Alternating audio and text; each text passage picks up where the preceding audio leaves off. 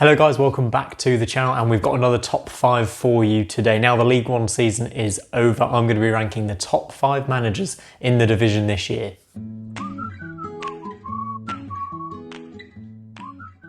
So yeah, we've reached the end of another brilliant League One season, and let's get straight into it. At number 5.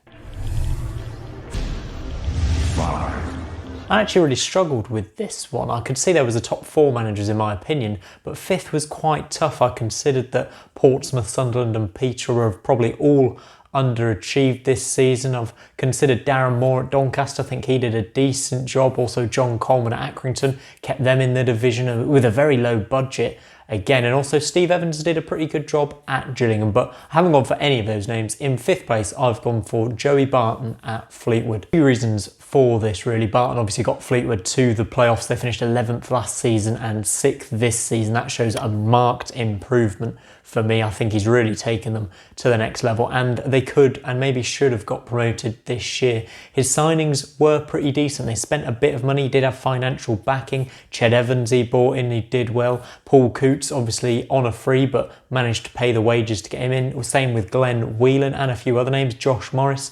They have been backed financially, and I think they'll be financially backed for the next couple of seasons as well. So I have taken that into account. That's why he's 5th on the list, but he has showed himself to be quite capable in the transfer market. Those players I've mentioned. Also, he's brought in good loan players this season, most notably probably Harry Suter, also Lewis Gibson and Callum Connolly came in. They've all performed pretty well, and you've got to say he's done quite well in the transfer market, but it's not just off the pitch where he's impressed. Maybe that's the wrong phrase with Joey Barton, but also his tactics on the pitch he's done quite well. He's shown himself to be pretty flexible, favouring kind of a 4-2-3-1 some of the time, but also switching to a diamond in midfield, a 4-3-3 when needed, also 3-5-2. He worked quite nicely at times during the season with Paddy Madden and Ched Evans up front together. And Paddy Madden, nobody scored more goals than him this season apart from Ivan Toney, of course. He got 15. That's a good return for him. And the building blocks are in place there for Joey Barton and Fleetwood to do well next season.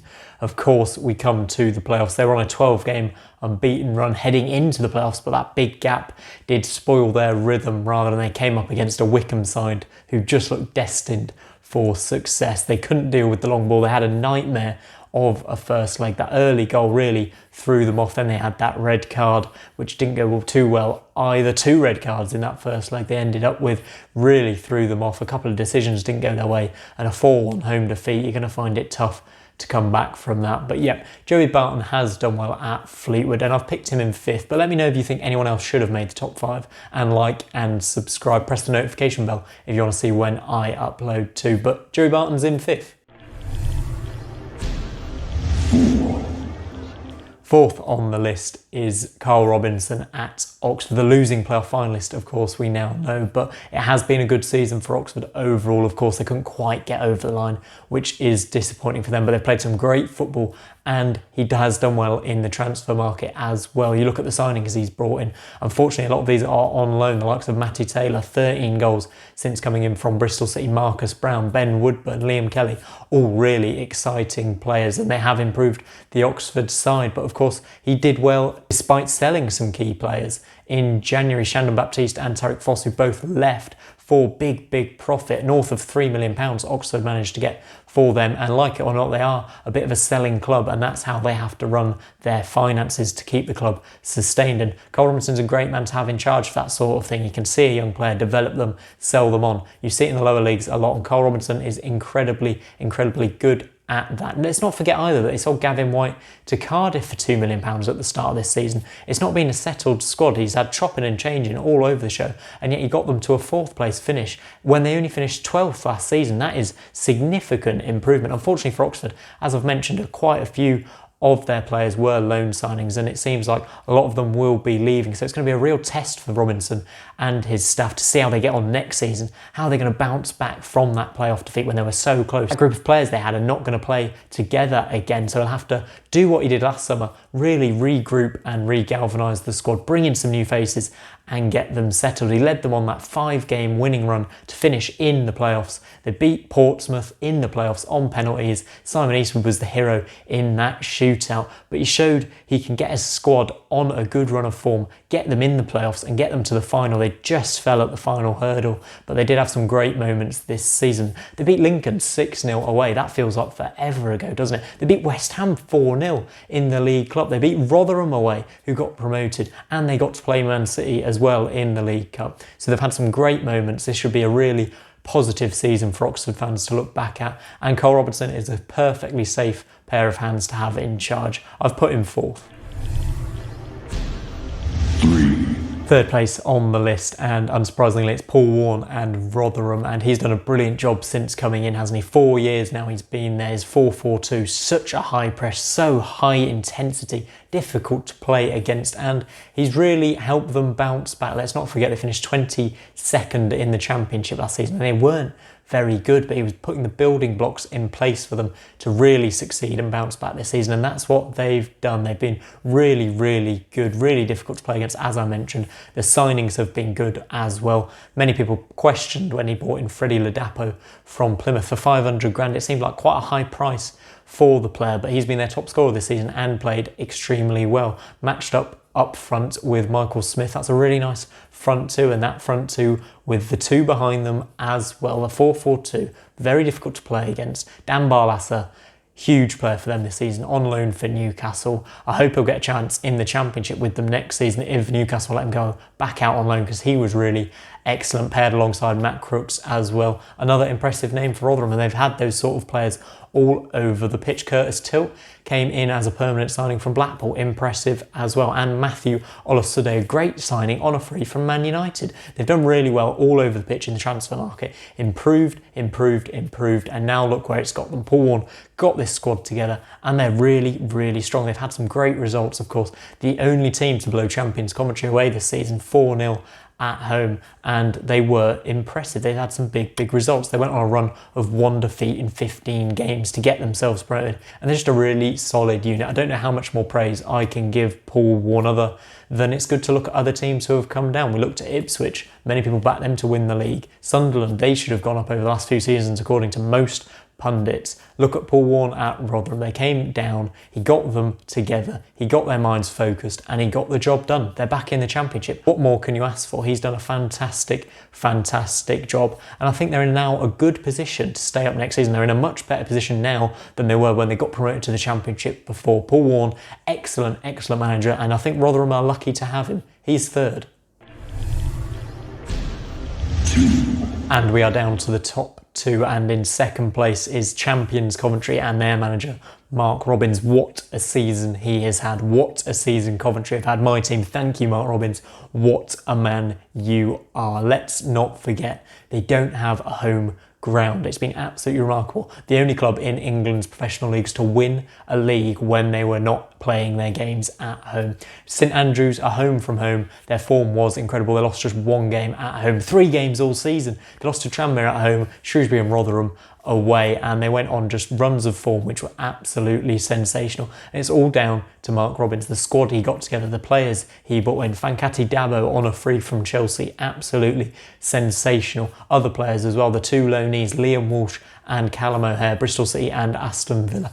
Absolutely incredible. Really added that magic to the Coventry team that they needed. And of course, top scorer Matty Godden. They paid big money for him for Coventry, 750 grand for him from Peterborough. Peterborough had a couple of good strikers, obviously themselves, but that turned out to be a hell of a pickup for the Sky Blues. He got the goals needed to get them over the line. But it's not just the signings that have been amazing for Coventry. His tactical awareness has been exceptional as well. And there's one particular moment that changed the season for the Sky Blues. They were 1-0 down at Fleetwood, and they'd been playing 4-3-3 for most of the season. They'd been beaten at Rotherham using that formation, and at half-time against Fleetwood at home, he changed it to 3 at the back. Michael Rose, Kyle McFadzean and Dom Hyam playing as the centre-backs, and it just changed the game. It changed the season. They won that game 2-1, and they played that formation for the rest of the season. The box in midfield allowed Liam Walsh and Callum O'Hare to flourish, and it just worked an absolute dream. They conceded the least goals in the division, just 30. They lost just 3 games. They were absolutely by far the best team in the division, and Mark Robins has done an amazing job. It's hard to even imagine them without him at the moment, and it's hard to imagine them in the Championship again. It's been so long for Coventry, 7 or 8 years now, but they're back where they belong. They're hopefully going to be back at the Ricoh Arena next season as well, and we'll see what Mark Robins can do from there. But he's in second place. And in first, absolutely no surprise here, my manager of the season in League One is Wycombe's Gareth Ainsworth. What a job he has done, absolutely sensational. Wycombe are a Championship club. They beat Oxford in the final, amazing. Let's not forget, they were predicted to finish 23rd by 4-4-2. They were predicted to go down by many, finish below the likes of Barton even. That's how much of a mess they were in at the start of the season. They had 11 players on their books in July. They weren't looking very prepared for the season to start in August, and look what they've done. An absolutely tiny budget, but the free transfers Ainsworth has brought in, absolutely brilliant. Jack Grimmer knows what promotion was like with Coventry, came in to Wycombe. Alex Patterson, brilliant as well, and David Wheeler, a key player for them this season. They've had the experience of Akin Fenway. He'll get a lot of the headlines, but he's just been an experienced option for them rather than the main man. That for me is Fred Onyedinma. What a player he is. He stepped up in the playoffs and has been absolutely sensational, but there's so many good stories about this Wycombe team. 36-year-old Matt Bloomfield, we've got to give him a mention. At the club since 2003, 473 appearances later, he tastes promotion to the Championship. We wish him the best of luck in the Championship. And Gareth Ainsworth, the longest serving manager in the Football League, has got his team up to the Championship. Absolutely amazing. The cowboy boots were on. He was looking incredible, and he got his team promoted. He does the business on the pitch, and it's hard to say anything other than he created a team with great togetherness, spirit, fight, determination. They fought their hearts out for each other, and they didn't care what anyone else thought. They had a style of play which was very, very critiqued, but they stuck to it, and it worked a dream. They had the lowest possession, they had the lowest passes attempted, they had the lowest completed passes, but who cares? They are a Championship club, and that's all that matters. Of course, it was controversial them getting into the playoffs, but they took advantage of it, and they seized their opportunity, and now they're in the Championship. Of course, Joe Jacobson, absolutely sensational from left back. Can you believe their top scorer was the left back? 11 goals. I think about half of them came from corners as well.